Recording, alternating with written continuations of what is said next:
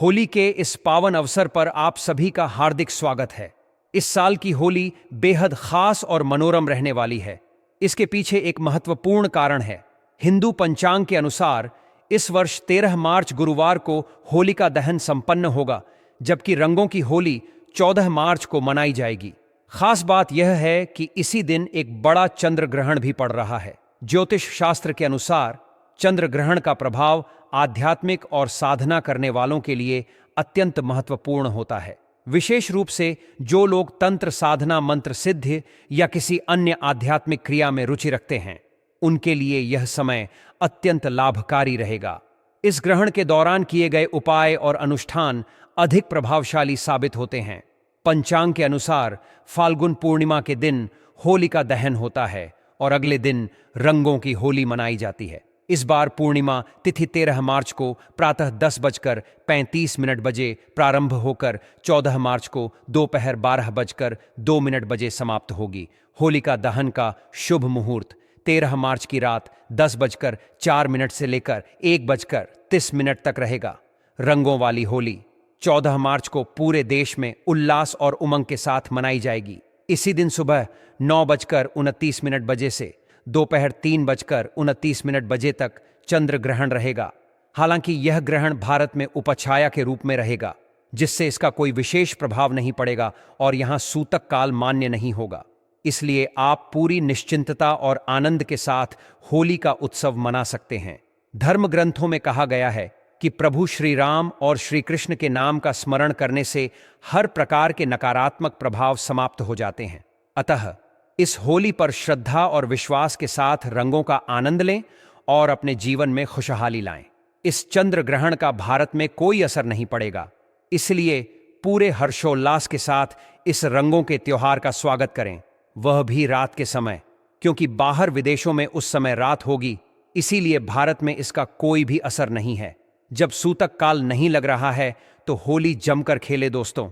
होलिका की अग्नि में यह 5 चीजें भूलकर भी कभी मत डालना, इससे उल्टा आप पर गरीबी आ सकती है, घर में कंगाली आ सकती है। होली के दिन ऐसी पूजा कभी ना करें दोस्तों। हिंदू परंपरा में होली का त्योहार बुराई पर अच्छाई की जीत का प्रतीक माना गया है। होली का महापर्व खुशियों और रंगों से भी जुड़ा होता है। होली की रात को दैवीय शक्तियां की रात माना जाता है।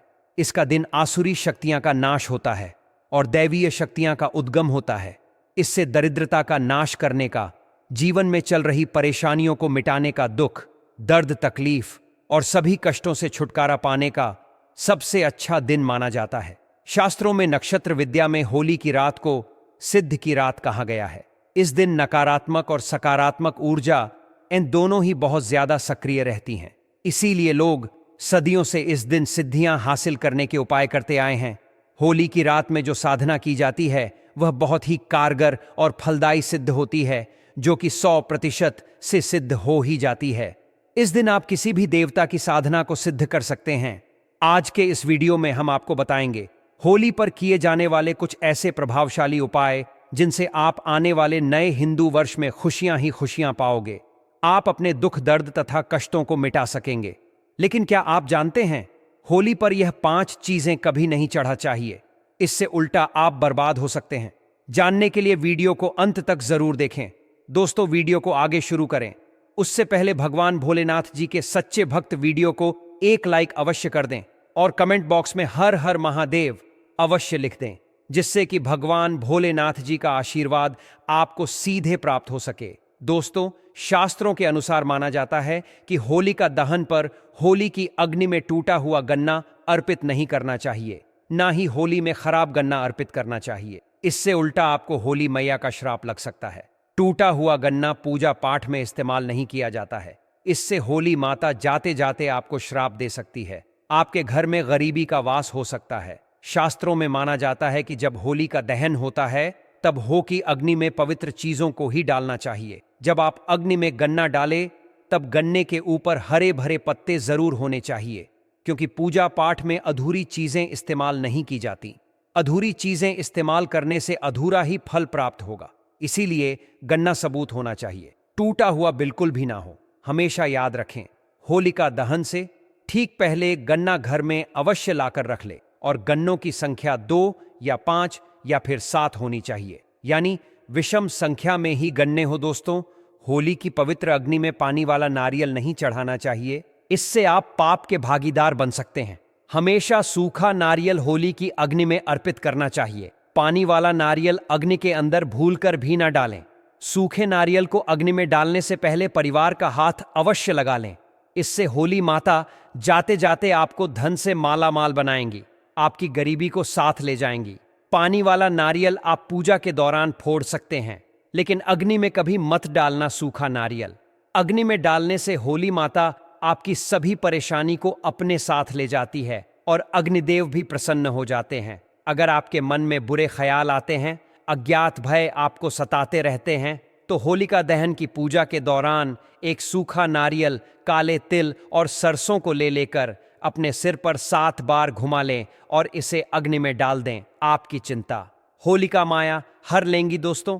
माना जाता है कि होलिका माता को घर में बनाए भोग अति प्रिय है। आपने अपने घर में जो भी बनाया है माता को अवश्य अर्पित करें, लेकिन याद रहे, गुजिया चढ़ाते समय देख ले कि गुजिया की संख्या 3 नहीं होनी चाहिए। या तो 2 चढ़ा दें, या फिर 5, 7 या फिर 11 या 21 चढ़ा सकते हैं, लेकिन गुजिया की संख्या 3 नहीं होनी चाहिए। ध्यान रहिए कि एक गुजिया भी नहीं चढ़ाना चाहिए। होलिका दहन में आप बर्फी का भोग लगा सकते हैं और जल अवश्य अर्पित करें। होलिका दहन में गाय के गोबर से बने उपले अवश्य डालने चाहिए दोस्तों। होली की अग्नि में आप हरा चना, गेहूं की बालियां, कोई भी नई फसल अवश्य अर्पित करें। इससे आपके घर में अन्न धन की कभी कमी नहीं होगी। जब आप माता को बालियां अर्पित करें तो देख लें, टूटी हुए बलियां ना हो, सूखे हुए पत्ते ना हो, बालियां एकदम हरी भरी होनी चाहिए। होलिका दहन की अग्नि में सूखी बालियां चढ़ाने से पाप लगता है दोस्तों। शास्त्रों में बताया गया है कि यदि किसी स्त्री को मासिक धर्म हो तो उसे होलिका दहन की पूजा स्वयं करने के बजाय किसी और से करवानी चाहिए। आप हमेशा की तरह पूजा पाठ कर सकते हैं, लेकिन इस विशेष समय में होलिका दहन के पास जाने से बचना चाहिए। आप दूर से इस शुभ अनुष्ठान का दर्शन कर सकते हैं और किसी और से पूजा करवा सकते हैं, जिससे आपको भी वही पुण्य फल प्राप्त होगा। होलिका दहन की पवित्र अग्नि में चावल से बने पापड़ और कच्चे चावल अर्पित करने का विशेष महत्व होता है। ऐसा करने से घर में समृद्धि आती है और दरिद्रता दूर होती है। पापड़ और कचरी जैसे पकवानों को होलिका की अग्नि में चढ़ाना शुभ माना जाता है, लेकिन इन्हें पहले से चखना नहीं चाहिए। जो भी पापड़ और कचरी बनाई गई हों, वे पूर्ण श्रद्धा के साथ होलिका को अर्पित करनी चाहिए। इससे घर में धन धान्य की कभी कोई कमी नहीं होती।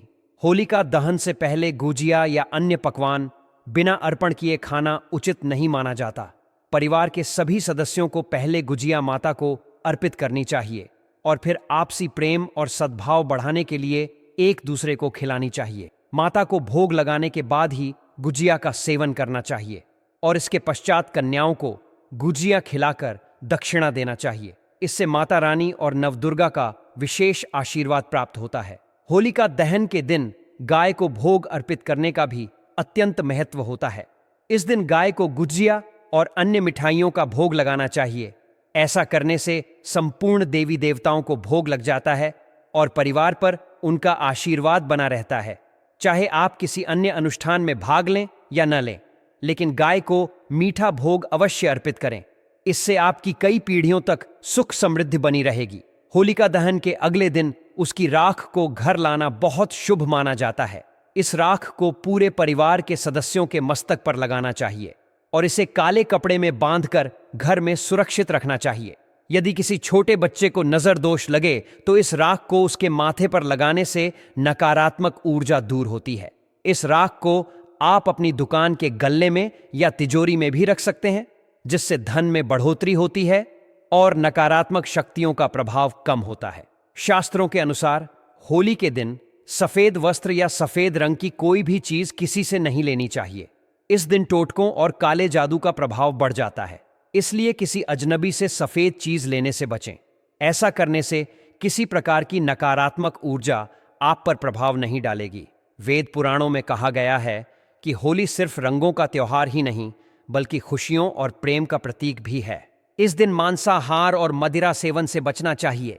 ऐसा करने वाले व्यक्ति को अगली योनि में कुत्ते का जन्म प्राप्त होता है और उसे नर्क की यातनाओं का सामना करना पड़ता है। भगवान श्री कृष्ण को यह पर्व अत्यंत प्रिय है, इसलिए इस दिन किसी भी प्रकार का दुर्व्यवहार नहीं करना चाहिए। अपशब्द कहना, स्त्रियों का अपमान करना, देर तक सोना या पवित्र दिन पर दाम्पत्य संबंध बनाना वर्जित माना गया है।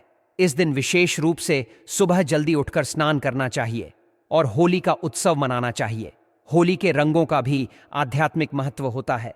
शास्त्रों में बताया गया है कि जो व्यक्ति सच्चे हृदय से होली खेलता है, उसके जीवन की नकारात्मकता स्वतः समाप्त हो जाती है और वह होली मैया के आशीर्वाद से सदैव प्रसन्न रहता है।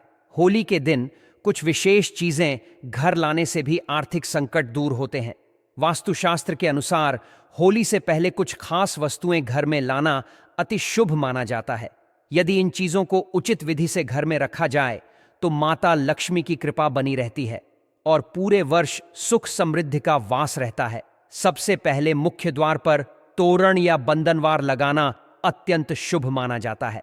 हिंदू परंपरा में इसे नकारात्मक शक्तियों को दूर करने और सकारात्मक ऊर्जा को आमंत्रित करने के लिए उपयोग किया जाता है। ऐसा करने से देवी लक्ष्मी प्रसन्न होती हैं और घर में स्थायी रूप से उनका वास होता है।